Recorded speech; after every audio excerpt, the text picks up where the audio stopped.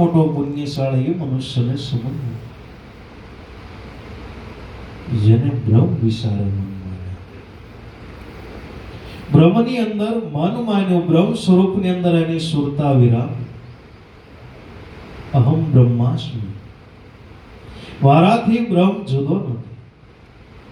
અને ભજન કરતા કરતા બ્રહ્મ સ્વરૂપની અંદર જે સમાઈ જાય છે એનાથી મોટું કોઈ પુણ્ય નથી. પુણ્યના ઢગલે ઢગલે એટલે કાંઈ કરવું નથી.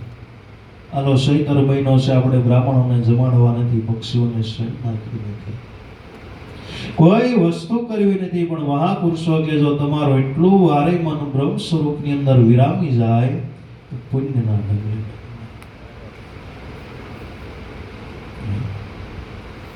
સંતોએ કર્યું, સંતોએ એ કર્યો છે. મોટા મોટો પુણ્યશાળી હોય તો જેને ઈશ્વરની અંદર જેનું મન વિરામી ગયું એનાથી કોઈ મોટો પુણ્યશાળી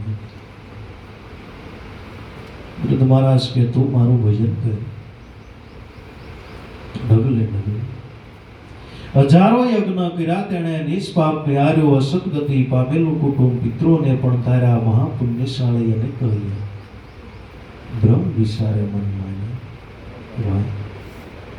મારું ભજન કરતો એક યજ્ઞ કરવાની તારે જરૂર નથી, 1000 યજ્ઞનું ફળ મળે છે. હજારો યજ્ઞ કર્યા તેણે નીચ પાપ નિવાર્યું, ઈશ્વરનું ભજન કરતા સ્વરૂપની અંદર ભળતા કે બ્રહ્મ યજ્ઞ પ્રગટ થતા જે કાંઈ કર્મ હોય ભળીને બેસવું.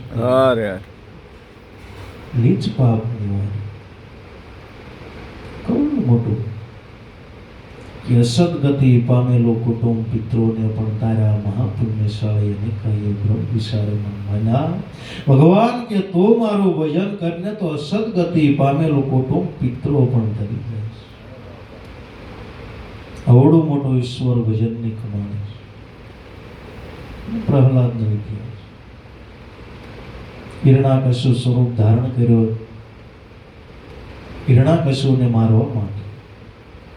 નરસિંહ રૂપ ધારણ કર્યો અને હિરણાકશ્યપને મારી નાખ્યો. ભગવાન એટલા બધા ક્રોધિત થઈ ગયા પ્રહલાદને કે મારી ભાઈ. પ્રહલાદ કે કાંઈ મારે જોતો નથી, મારા પિતાનો મોક્ષ થાય એવું કરે. ભગવાન કે જે કુળની અંદર તારા જેવા ભક્ત પાકે ને ત્યાં મોક્ષ માગવો ન પડે, જન્મ થતા મોક્ષ. જન્મ થતા મોક્ષ મળી ગયો. પ્રહલાદ તારા જેવા જે પરમ ભક્તો જે કુળની અંદર જન્મ થાય છે, તું ભજન કરતો તને એકને લાભ મળે ને, તારા 71 કુળ થઈ જાય. આવડો મોટો ભજન મળે. બોલો સદગુરુદેવ.